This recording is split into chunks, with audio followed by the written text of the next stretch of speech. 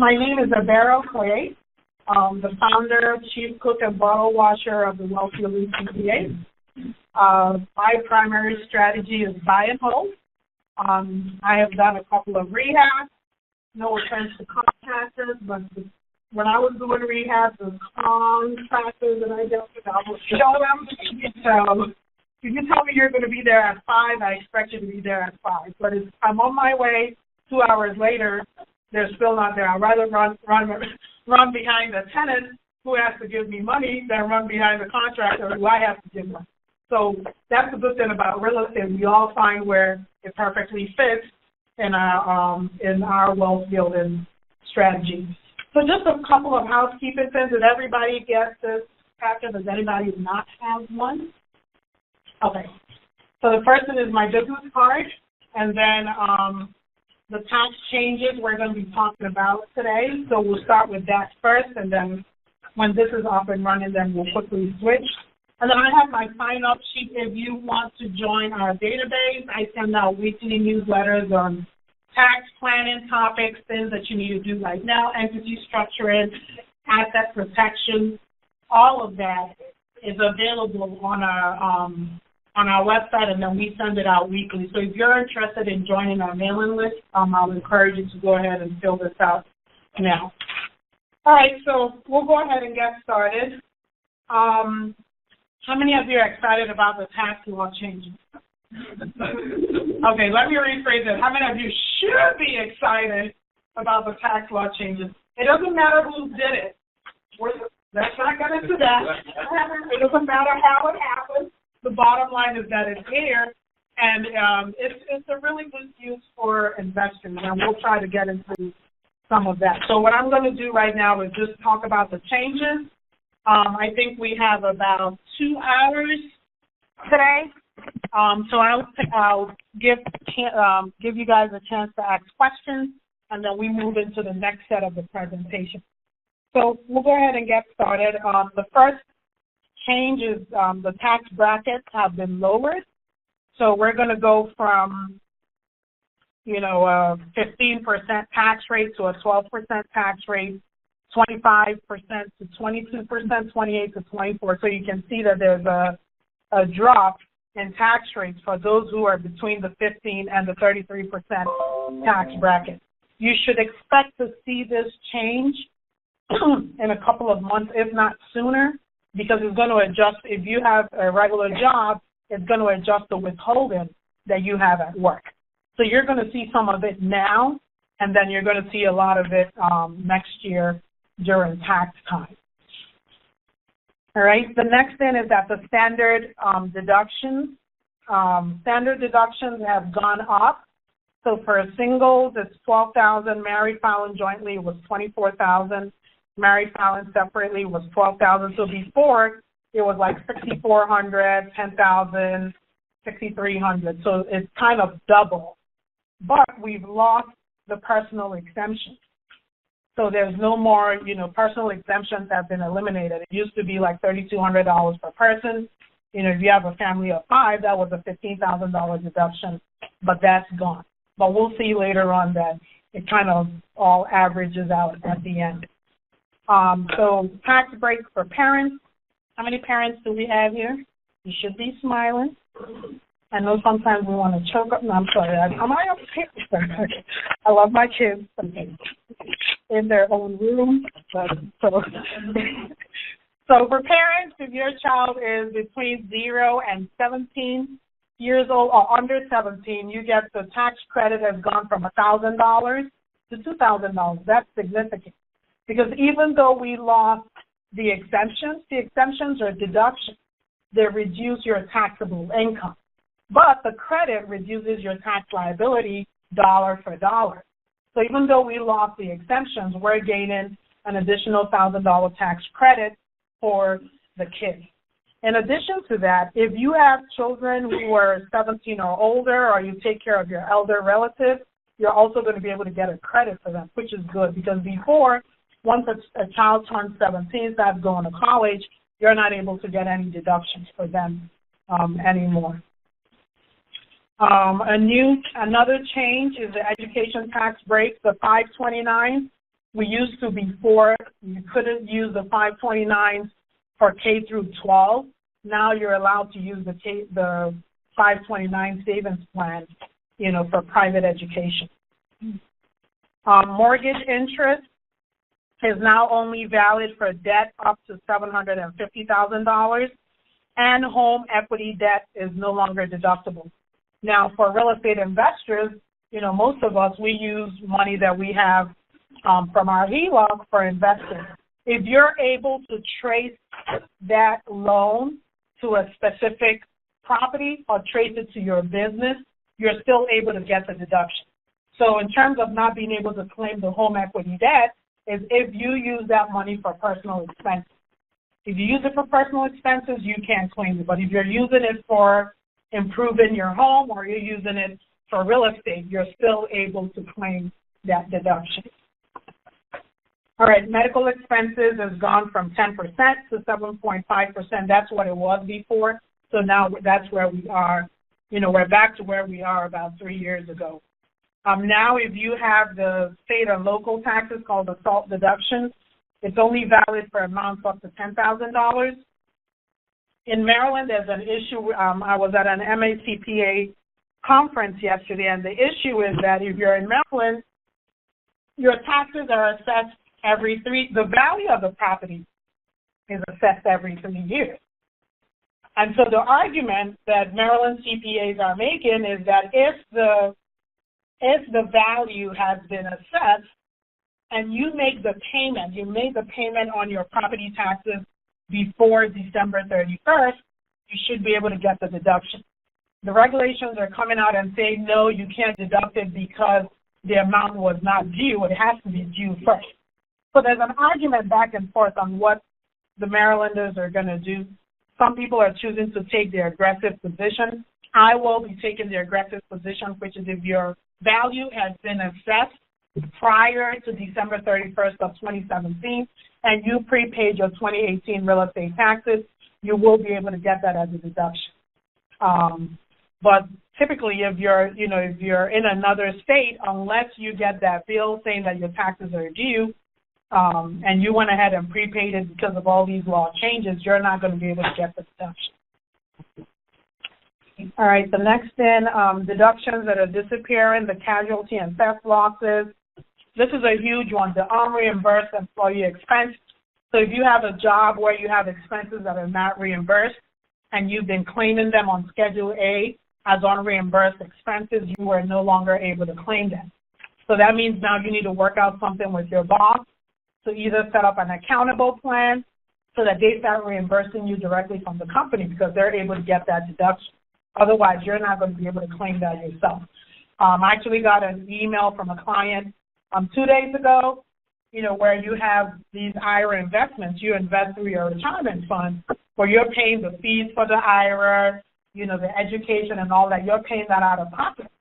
In the past, you used to be able to deduct it under their unreimbursed expenses. You can't do that anymore.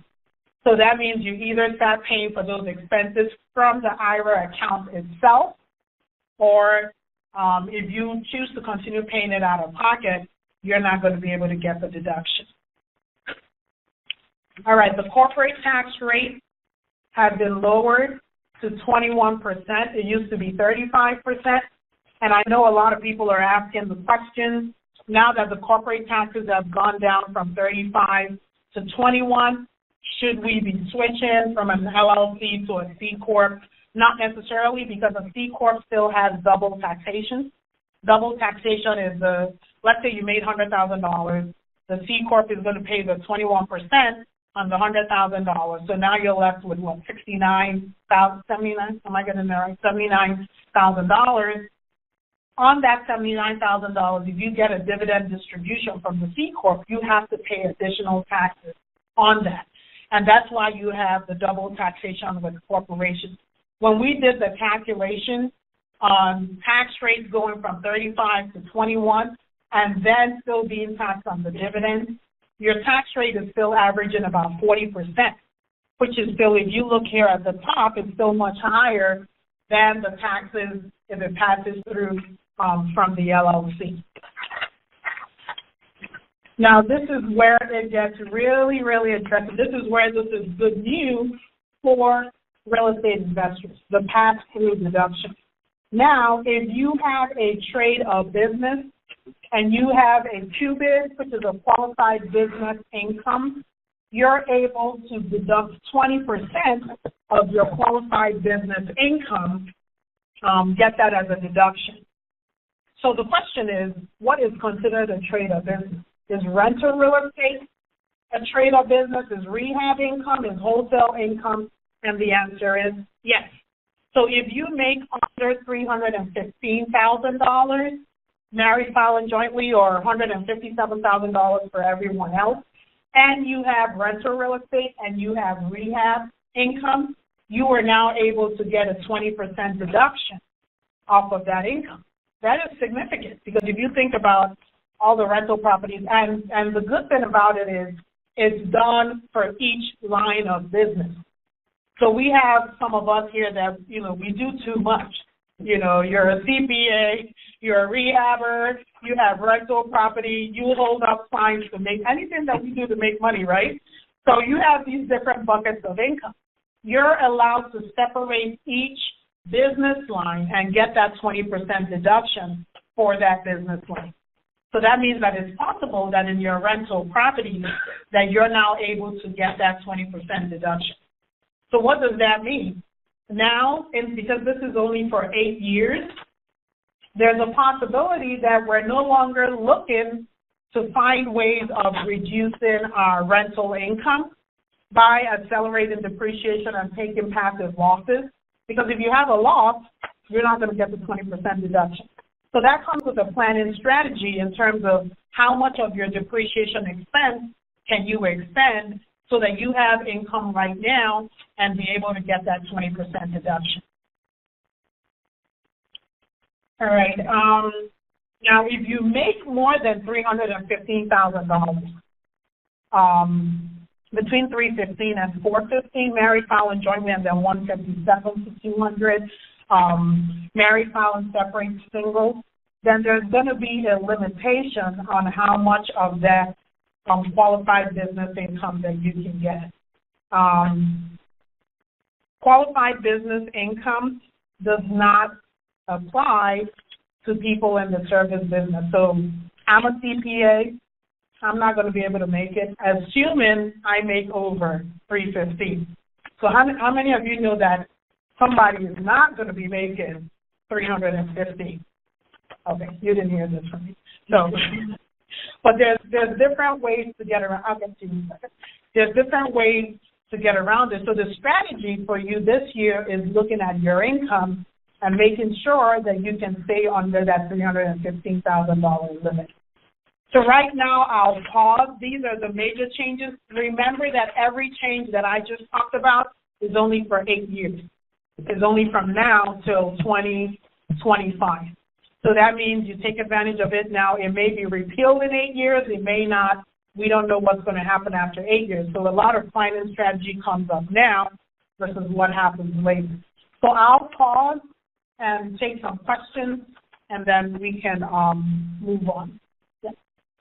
Do you recommend that you get like a Schedule C personally from the rental property? Put that in home state? No, because it doesn't really matter. If it's qualified business income, you're going to get the deduction. There's other reasons, asset protection, and we'll get to that, later, why you want your rental properties in an entity, but not because of the QBID deduction. You're able to still get that. Yeah. Now, what is your general special like Virginia or Ohio? Do you still get like tax advice and health strategy? Yes, we work with clients in all 50 states. I was actually talking to a client 2 days ago, and I said, I've noticed that most of my Maryland clients, except somebody that's sitting right here that likes to come see me, the rest of y'all don't want to come in and see me. Everything is like remote.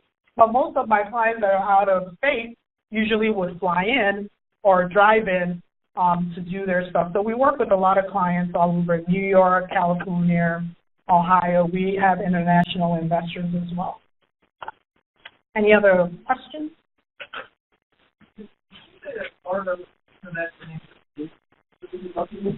Yes, if you're able to trace it to a business or your rental property, so it depends on what you use that expense for. Yes. Mm-hmm. Yes, in order to get the deduction. Yes. Any other questions? Are you guys not asking questions because you don't care, or whatever? Yes. Okay, I'll get you, and then I'll get you. Yes.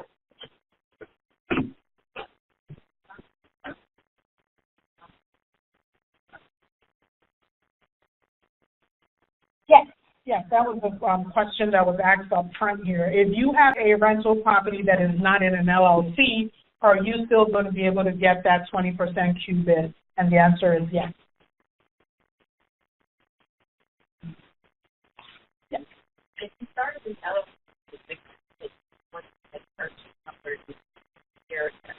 how does that work?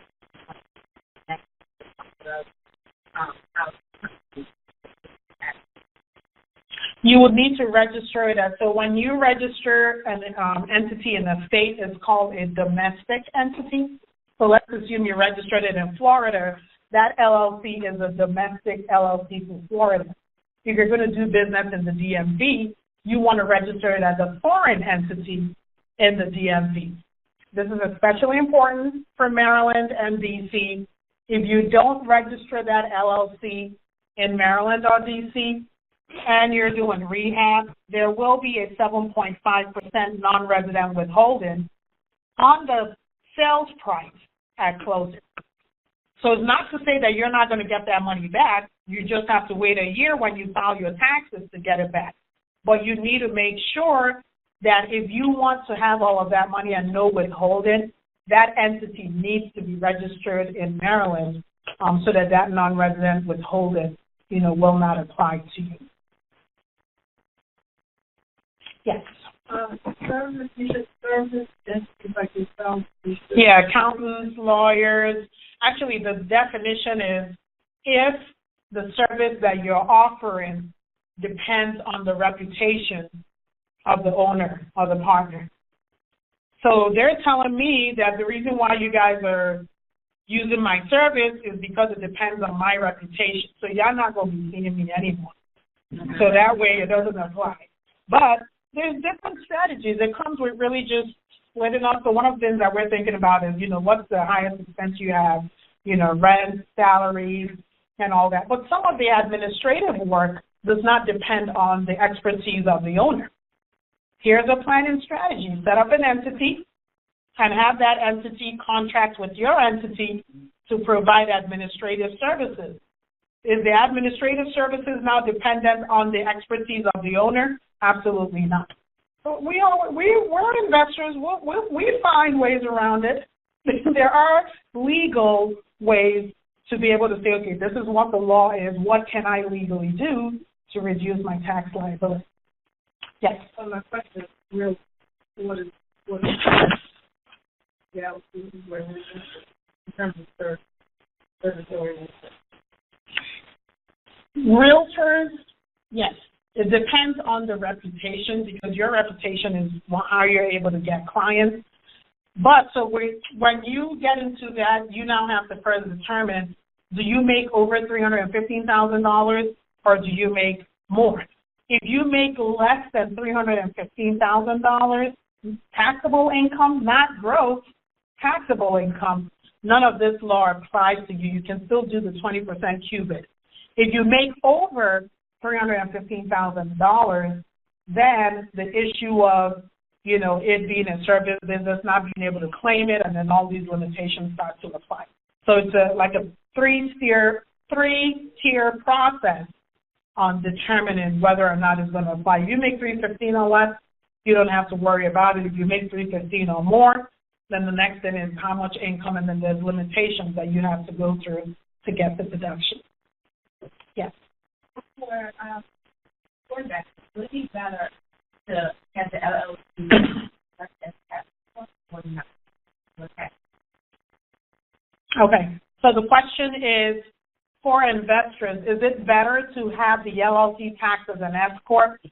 I'm going to get into that later, but I'll answer that question really quickly because it's important.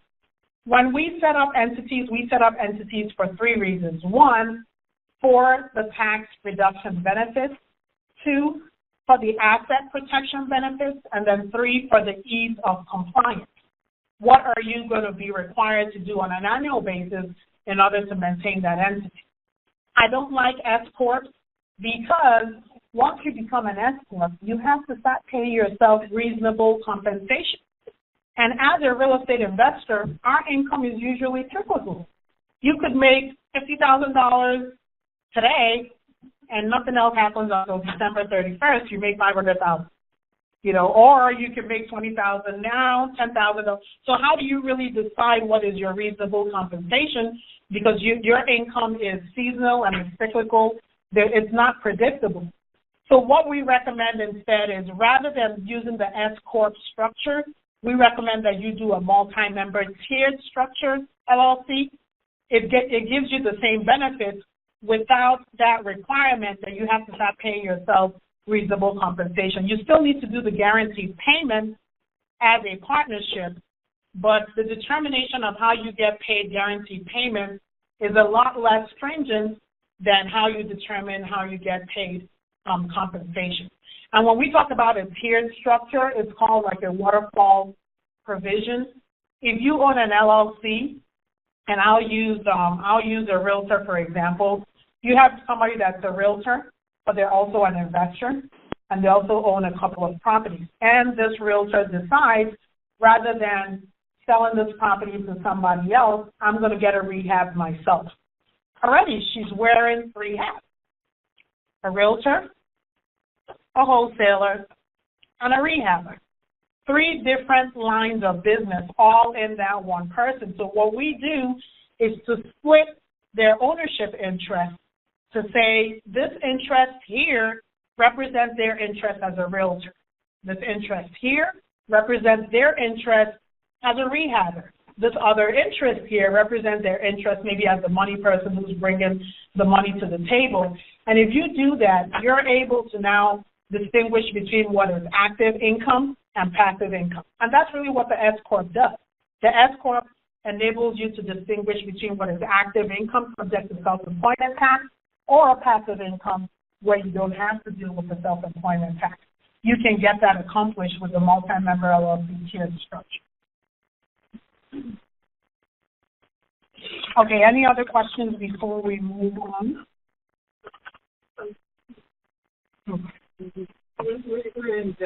Okay, you're digesting. Do we take a break and let you guys breathe a little? Okay, so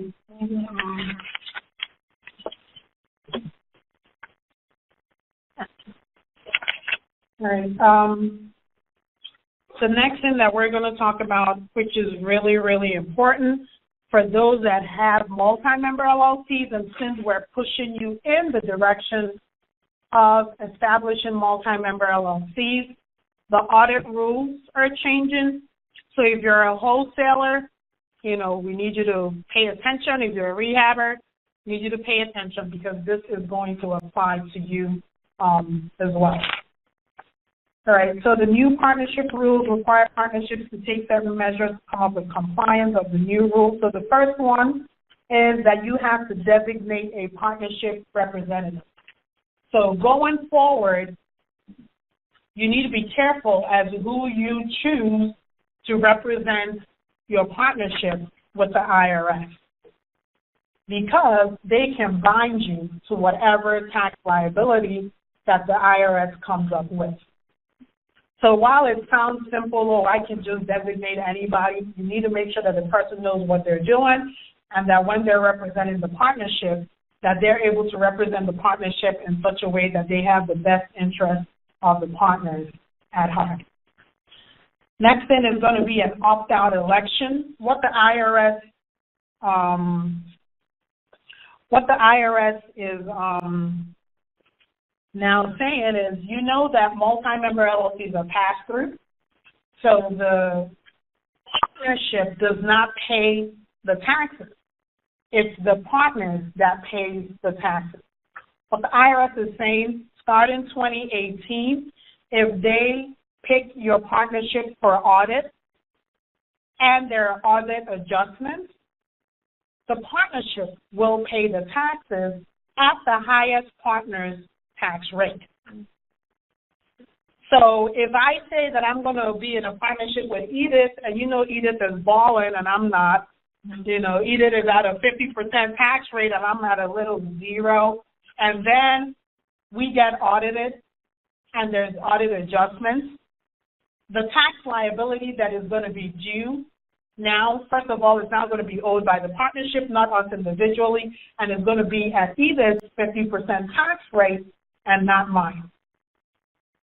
That's really significant because sometimes, especially for wholesalers and rehabbers, sometimes you're taking over an LLC interest because you're purchasing a property and you don't really know the financials of the person that you've just purchased this LLC from. And so it's really, really important that you consider modifying your LLC to have an opt-out election. The opt-out election says that when you're getting audited, you get that letter saying that your partnership is going to be audited, you file an election with them or a statement, and we're going to be updating all of our clients' operating agreements. If you want your operating agreement to be updated, you know, I'll have you fill out this form at the back. But the election that we're going to provide the IRS at that time is stated, yes, I know that you made the decision that you're going to assess the partnership, the tax liability at the highest partner's tax rate. We don't want that to happen. We want the liability to be pushed down to the individual owners. So you are allowed to elect out at the time of the audit. And so it's really important that right now that you update your LLC agreement to reflect that change, so that when an audit comes up, you simply present them with your resolution or your newly drafted operating agreement stating that this partnership operates under the opt-out election. Is that clear?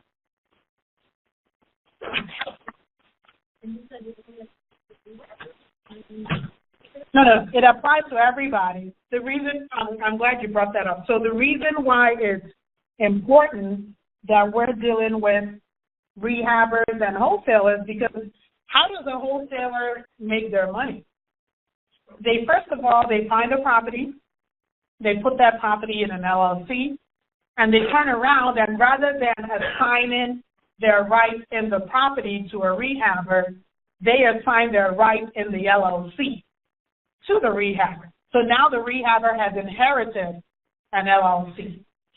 I had one of my clients 4 months ago. This happens quite often. He said, oh, I purchased this property from a wholesaler. The property is in an LLC, but that LLC is owned by my LLC. I said, okay, send me the formation documents. He said, oh, no, that's not a big deal. It doesn't have any filing requirements. It's a single-member LLC. You know, the wholesaler told me that I don't have to worry about anything with taxes.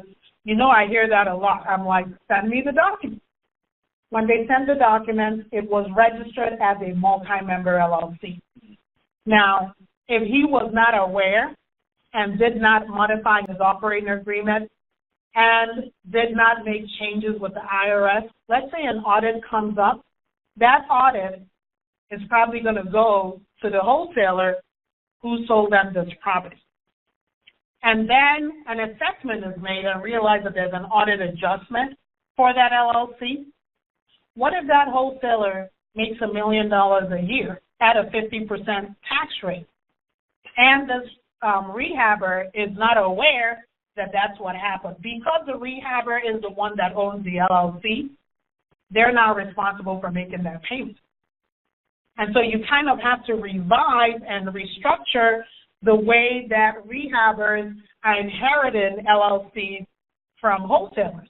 And then wholesalers need to make sure that when you're setting up these entities, if you must get an EIN number, make sure that you're getting a single-member LLC EIN number, not a multi-member.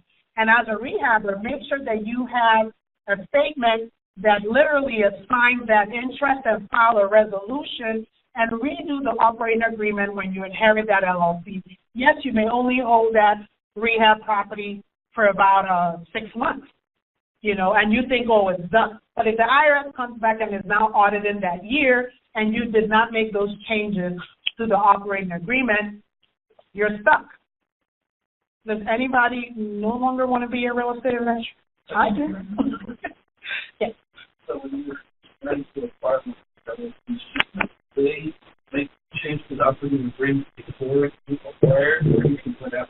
You want to do it after. While it's in your name, when you have the authority to make the change, you're allowed to do that. Yes. Somebody has a question. I was just trying to go back to multi-member. They have to say it's better to be multi-member and you must have your own commission. Yeah. Yeah.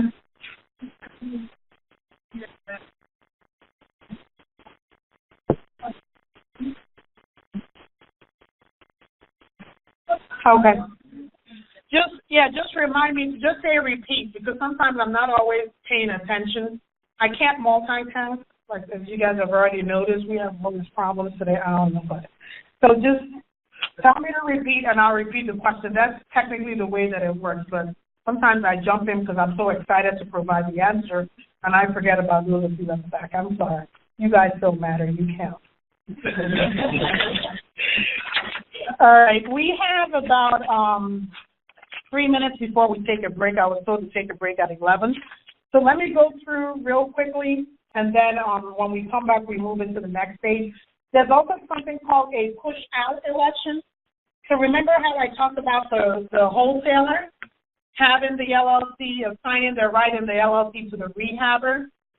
You can do something called a push-out election, meaning if the audit happens, and it happens in the year when you did not own that LLC, but now you have the LLC, the IRS is going to assess the taxes on the partner that has the LLC at the time the audit is occurring. So if you have an LLC that was formed in 2018, but now you have that LLC in 2019, 2020, the IRS decides that they're going to audit 2018.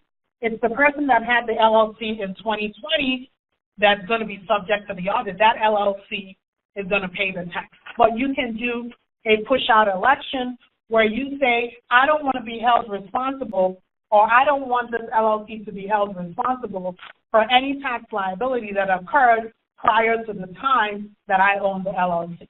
That's what's called a push-out. So push it out from the current LLC members to the members that owned it in the tax year that is being audited. I know you guys are like, I don't get this, but that's the reason why you need to hire me. It's actually not a plug, I'm joking. But really, sometimes it can get confusing, but it's really not that confusing. All of these provisions that we wrote down here, a simple resolution to your operating agreement that you make available when an audit comes will take care of all of it. But if you're not aware, because this is going to change the way that you do business, if you're not aware, then it's going to impact you later on down the road. Okay, the imputed underpayment, we'll deal with that. Generating the active real estate income, if you have significant okay, so we're not going to deal with that. So the last thing that I'm going to do before we take a break is let's look at the tax impact example. So for somebody that is married, filing jointly with 4 exemptions and has an AGI of $133,000, between the old tax liability and the new tax liability, they are now going to see a savings of $13,969. That is significant. That's like a whole down payment for 2 properties in Baltimore. So this is the time to really start strategizing, on what to do with that money. And one of the things that I tell people, this is just a little plug, I tell my clients, if you're getting a refund at the end of the year, you're not really a wealth builder. Because you know what you just did? You gave the IRS 0 interest free money for what? Now, why would anybody give the alphabet boy, IRS, FBI, NYPD, those are the alphabet boys. Why do you want to give the alphabet boy a tax-free loan and you're turning around and you're getting your money at interest to do your deals? So you need to be looking at making adjustments to your withholdings This client here who's going to see that savings of $14,000, what we're going to do after tax season is to adjust their withholdings in such a way where they're getting it all now rather than waiting and getting it during tax time. Somebody's married, filing jointly, 11 exemptions. Don't ask me why they have 8 kids, but they do. Adjust their gross income of $182,000. They're going to see a savings of $11,000. Now, if you're single with no exemption and you're making over $90,000, you're kind of going to be impacted because now you're going to have additional taxes of $175,000. But if you have business income that is not directly tied to being a service business, you're going to get the 20% deduction. So that could, benefit you if you have a business.